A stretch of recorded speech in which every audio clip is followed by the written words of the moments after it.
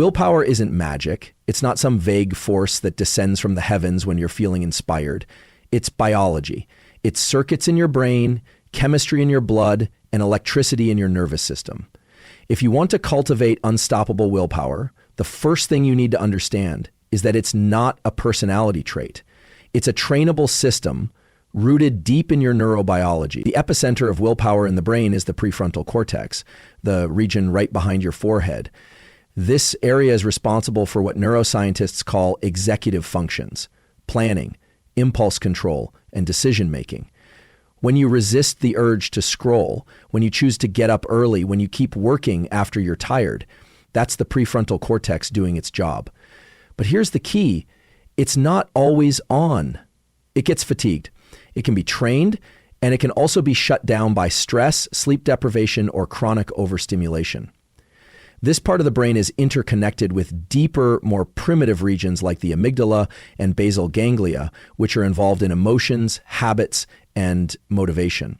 When these deeper regions override the prefrontal cortex, like when you're anxious, angry, or craving dopamine, you act impulsively, you skip the workout, you break the diet, you procrastinate.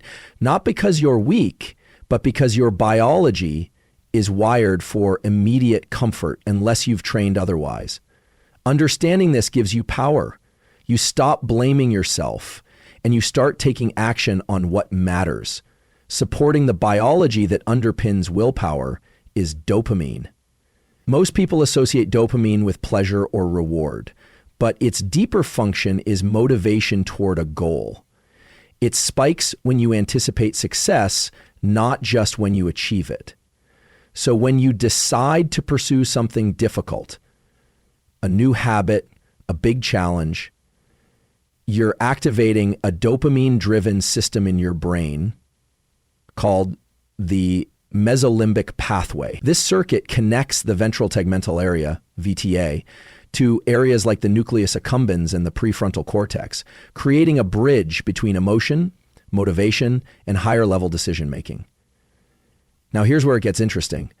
Willpower gets stronger not by succeeding, but by repeatedly engaging this circuitry under conditions of resistance. Every time you feel the urge to quit and don't, you're reinforcing a neural loop that makes future effort easier. This is what neuroscientists refer to as neuroplasticity, the brain's ability to rewire itself through behavior. And here's a crucial nuance. The brain learns best when effort is paired with a neurochemical reward. In practical terms, this means you must learn to attach positive emotion to the act of discipline itself. When you start telling yourself, this is hard, and that's exactly why it matters, you begin teaching your brain that effort is the reward. That subtle shift in internal dialogue changes your dopamine system. It no longer waits for the finish line to activate. It fires during the grind, during the reps, during the discomfort. This makes willpower self-sustaining. On a cellular level, the more you engage in this kind of effort, the more efficient those circuits become. Neurons that fire together wire together. The myelin sheath, the fatty coating around axons, thickens. Electrical signals travel faster. Resistance becomes less resistant. What was once a struggle becomes automatic. That's not philosophy, that's neuroscience. And while many people try to think their way to more discipline, the truth is that behavior precedes belief. You don't wait until you feel like being disciplined. You act, and the brain adapts. The action trains the prefrontal cortex to stay online longer. It dampens emotional interference from the amygdala. It shifts your identity, not just psychologically, but biologically. Your brain begins to expect resistance and move toward it anyway. But here's the final piece. Willpower is finite in the short term and trainable in the long term. The prefrontal cortex consumes a lot of glucose, oxygen, and attention. That's why you can't rely on raw willpower alone forever. You need systems, routines, and recovery, but above all, you need to respect the biology that governs your behavior. Dopamine is often misunderstood. Most people associate it with pleasure. winning, getting a reward, feeling good. But that's only part of the picture. Dopamine is not about the reward itself. It's about the pursuit of the reward. It's a chemical signal that drives motivation, craving, and goal-directed behavior. It's what makes you lean into effort and keep going when the finish line is nowhere in sight. Biologically, dopamine originates from a group of neurons deep in the midbrain, primarily in an area called the ventral tegmental area, or VTA. From there, it travels along key pathways, especially the mesolimbic and mesocortical pathways, to influence motivation, decision-making, and emotional regulation. These circuits project into the nucleus accumbens, the amygdala, and the prefrontal cortex, essentially wiring together emotion, reward anticipation, and executive control. Here's what that means for you. If you want to sustain effort over time, days, weeks, months, you need to understand how to regulate and leverage dopamine, not just passively receive it. The modern environment is flooded with what we call dopamine hijackers. Social media, junk food, instant gratification, digital distractions. These stimuli trigger fast, high spikes of dopamine without requiring any effort. The problem? After every spike comes a dip. That's called dopamine depletion, or the dopamine crash. And it leaves you feeling unmotivated, foggy, and resistant to effort. Your brain gets conditioned to expect high rewards for low input, and when real effort doesn't deliver instant dopamine, motivation collapses. So how do you reverse that? You rewire the dopamine system by coupling dopamine not to outcomes, but to effort itself. This shift rewrites the rulebook your brain operates on. Instead of chasing the dopamine hit after the achievement, you learn to trigger it during the challenge, during the work, the struggle, the process. That's when sustained effort becomes possible. And the biology supports this. When you subject yourself to effort and then self-reward psychologically by saying things like, this grind is making me stronger, or I'm choosing this challenge, you actually train your dopaminergic neurons to fire in anticipation of effort, not just reward. This enhances what's known as tonic dopamine, a slower baseline release of dopamine that fuels endurance, patience, and long-term pursuit. You can think of dopamine in two main forms, phasic and tonic. Phasic dopamine is the sharp spike you get when something exciting or novel happens, a big win, an unexpected reward. Tonic dopamine is the steady background level of dopamine in your system. People with high tonic dopamine don't just feel good, they sustain effort. They show up daily. They pursue long-term goals without burning out. Now, you can influence tonic dopamine deliberately. Practices like cold exposure, delayed gratification, goal setting with micro rewards, and even physical movement, especially forward locomotion, increase tonic dopamine. This is because the brain interprets forward action, literally moving ahead, as progress, and it responds by reinforcing the underlying circuitry with more dopamine. But here's where the nuance comes in. Dopamine operates on a principle of relative contrast. If you're constantly chasing easy dopamine, scrolling endlessly, snacking every hour, numbing discomfort, you train your brain to require more stimulation for less effort. You become dopamine resistant. On the other hand, when you reserve dopamine for high effort activities, the brain recalibrates. It becomes more sensitive. You crave progress. You seek out challenge. The discomfort becomes meaningful, even rewarding. This is why people who routinely engage in difficult activities, whether it's intense workouts, deep work, creative focus, or learning a new skill, report higher baseline motivation over time. They're not just mentally tough, they're chemically aligned with effort. What you're doing in that moment is creating dopamine loops that are internally driven rather than externally hijacked. You're no longer a passenger on your reward system, you're the driver. You're conditioning the brain to expect effort, crave it, and reinforce it biologically over and over again. That's how sustained effort is built. Not by forcing yourself through willpower alone, but by working with the dopamine system in a way that fuels persistence. Visualization is one of the most misunderstood tools in performance psychology and neuroscience. People often think the key to staying motivated is constantly picturing the finish line, the moment of triumph, the reward, the outcome. But when you overfocus on the goal without emphasizing the steps it takes to get there, the brain actually begins to reduce its drive to act. That may seem counterintuitive, but neuroscience reveals why that happens. When you visualize achieving a goal, getting the promotion, winning the competition, completing the project, you generate a temporary dopamine response. That spike feels good. You feel as though you've done something meaningful, but your brain can't always tell the difference between vividly imagining success and actually experiencing it. So if you do this often without coupling it with action or process-oriented focus, the motivation system becomes short-circuited. Dopamine is released without behavior, and over time, the system dulls. You start craving the feeling of success rather than the work that leads to it. Now compare that with process visualization. This is where you don't just see yourself winning. You see yourself training, working, showing up early, staying late, pushing through fatigue, doing the boring stuff. You imagine the discomfort. You visualize the repetition. You see yourself fail and recover.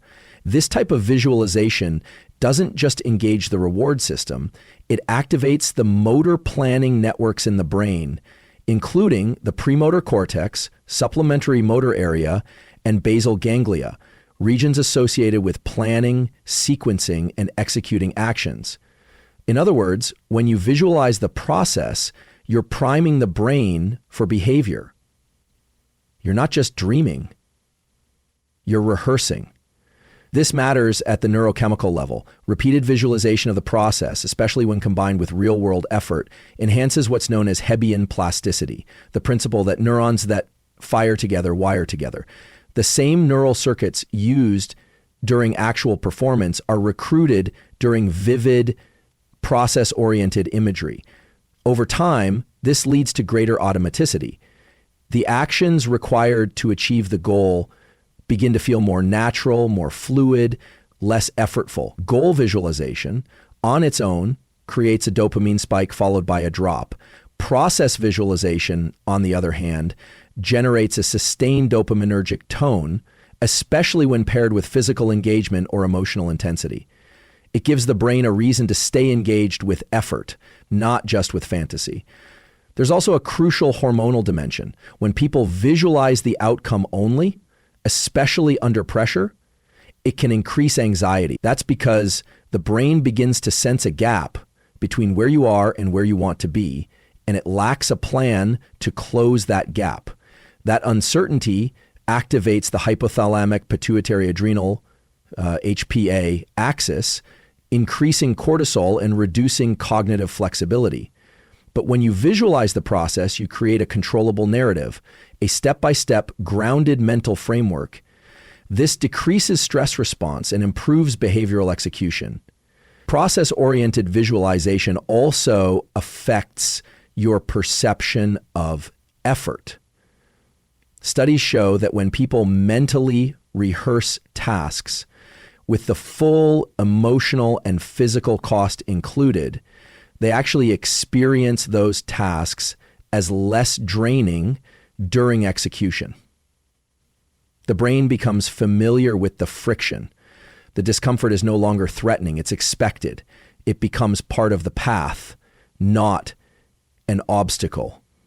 One powerful technique used in high-performance domains is to combine contrast visualization. Start by imagining the outcome vividly, what it will look like, feel like, sound like, and then immediately pivot to imagining everything required to get there. The early mornings, the setbacks, the doubt, the moments of boredom, the reps. This contrast keeps dopamine signaling aligned with reality. The brain learns to link pleasure not just to the destination, but to the path leading toward it. That's the sweet spot for sustainable motivation. Because the truth is, the brain doesn't thrive when it only receives reward at the end. It thrives when it learns to associate reward with forward movement, with friction, with micro progress. And that association is built, strengthened, and wired into your neurocircuitry through repeated, deliberate focus on process, not just the prize. Willpower doesn't operate in a vacuum. It doesn't exist independently from your physiological and emotional state. And one of the most powerful and often overlooked forces that modulate willpower is stress, whether acute or chronic. Stress has a direct and measurable impact on your ability to make decisions, resist impulses, and sustain effort toward long-term goals. To understand how this works, you have to look at what stress really is. It's not just a feeling, it's a full-body neurochemical and hormonal response designed to help you survive threats. The central driver of this response is the hypothalamic pituitary adrenal, HPA, axis.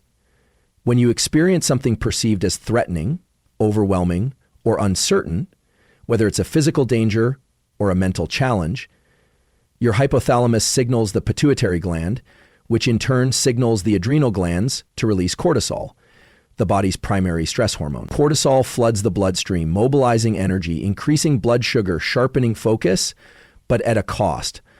When cortisol levels are high, especially chronically, the prefrontal cortex, the area of the brain responsible for self-control, planning, and decision-making, becomes less active.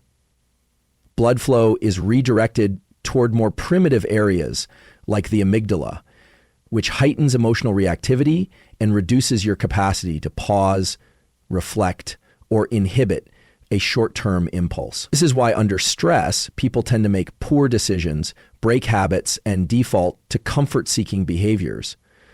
This neurobiological shift is crucial when it comes to willpower, because willpower isn't just the ability to say no to something once. It's the ongoing ability to manage competing drives, delay gratification, and act in alignment with your long-term values, especially when it's hard. And stress makes that harder by impairing the very systems responsible for cognitive control. This doesn't mean stress is always bad. In fact, acute stress, short-term, moderate stress, can actually enhance willpower if it's well regulated. A brief rise in cortisol and adrenaline can increase alertness, mobilize energy, and promote sharper decision-making in the moment.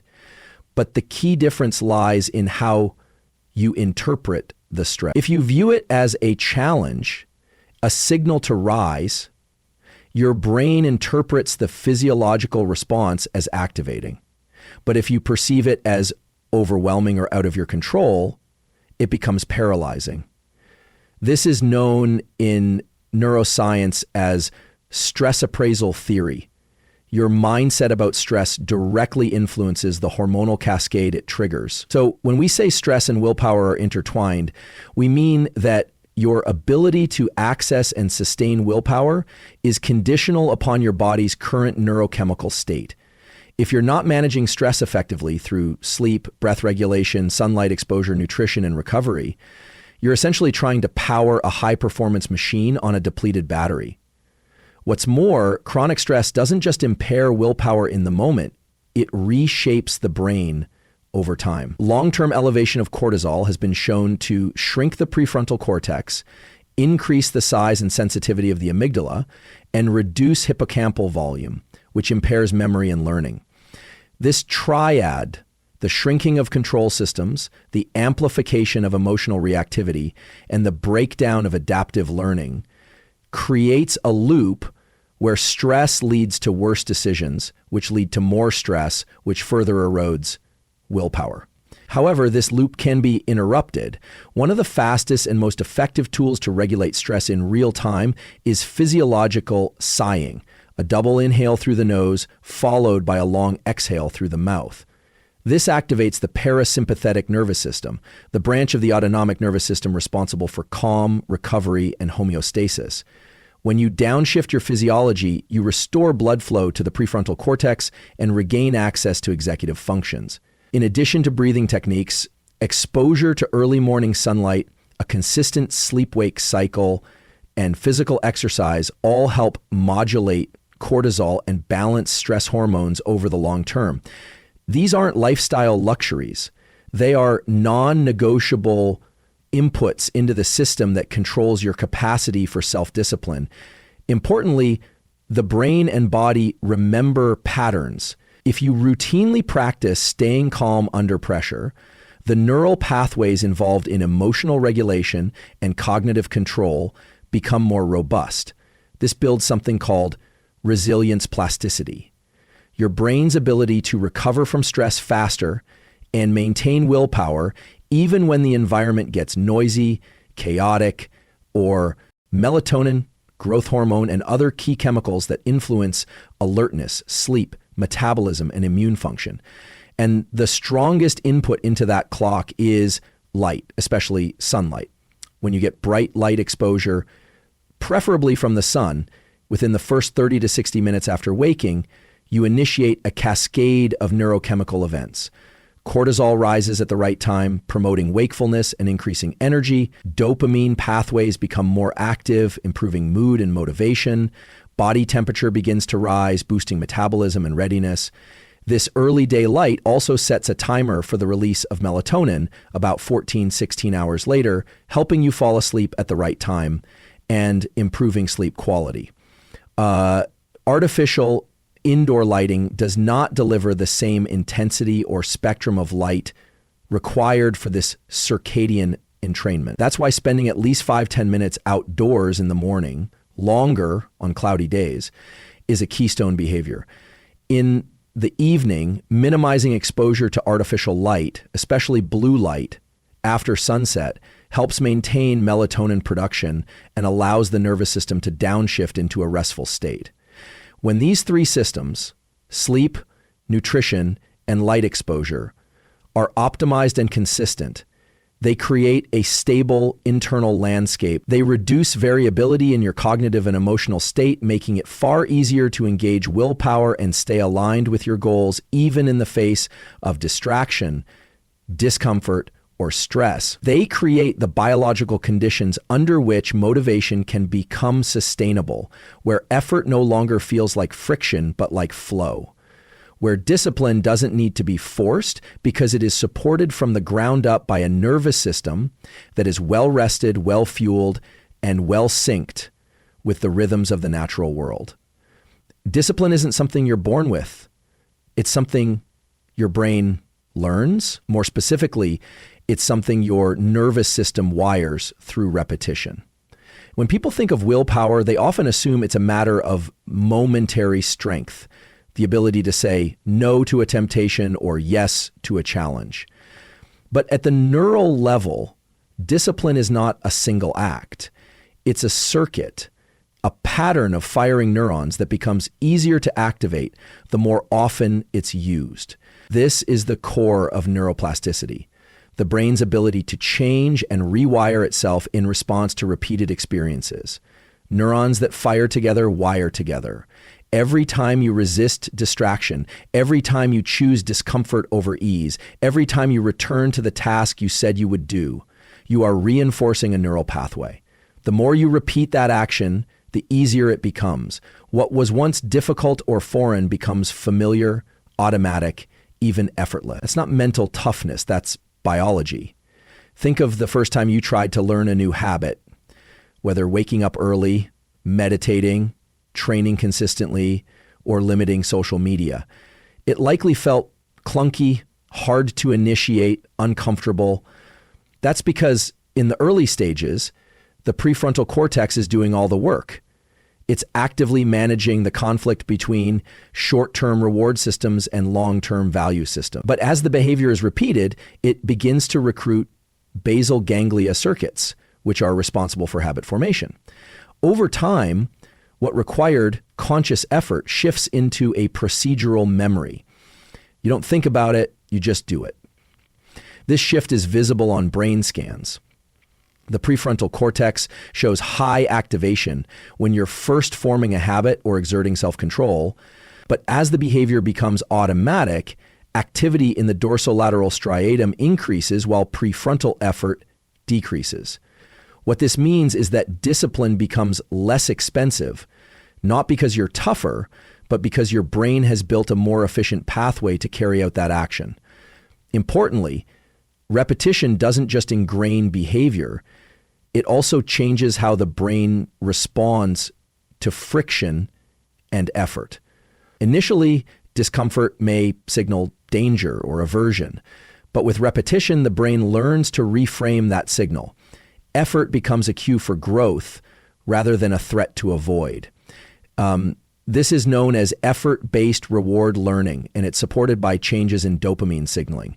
When you consistently pair effort with reward, whether it's progress, meaning, or mastery, the dopamine system becomes more responsive to the process, not just the outcome. This is how people learn to crave discipline, not because it feels easy, but because their brain has begun to associate effort itself with positive reinforcement. Another critical element in this process is timing. The closer in time you pair a behavior with a sense of reward, the more effectively it reinforces the neural circuitry. That's why acknowledging your own effort immediately after completing a disciplined act is not just motivational fluff. It's a way to chemically tag that action with dopamine, increasing the likelihood that it will happen again. Over time, the neural circuit becomes so well established that the friction fades. The path of least resistance shifts from avoidance to action. Repetition also builds resilience, plasticity, the brain's ability to recover from setbacks and stay on track. The more times you return to a disciplined behavior after falling off track, the more robust the habit circuit becomes. Failure doesn't break the system, it trains it to stabilize. Every time you begin again, you're reinforcing not just the behavior, but your identity as someone who returns, someone who stays consistent, someone who doesn't negotiate with excuses. This is why frequency often matters more than intensity. A small action, repeated daily, wires the brain far more effectively than a massive effort done once. This principle underlies everything from strength training to skill acquisition to emotional regulation. It's not the size of the effort, it's the consistency of activation that tells the nervous system, this matters. Reinforce this. Even brief low-friction repetitions like doing 1 minute of focused breathing, 1 set of exercise, or 1 paragraph of writing can serve as powerful neural signals. They light up the discipline circuit, keep the myelin sheaths around those neurons active, and reduce the perceived effort over time. Eventually, what once felt impossible becomes automatic. The brain doesn't distinguish between what's hard and what's easy. It responds to what's repeated.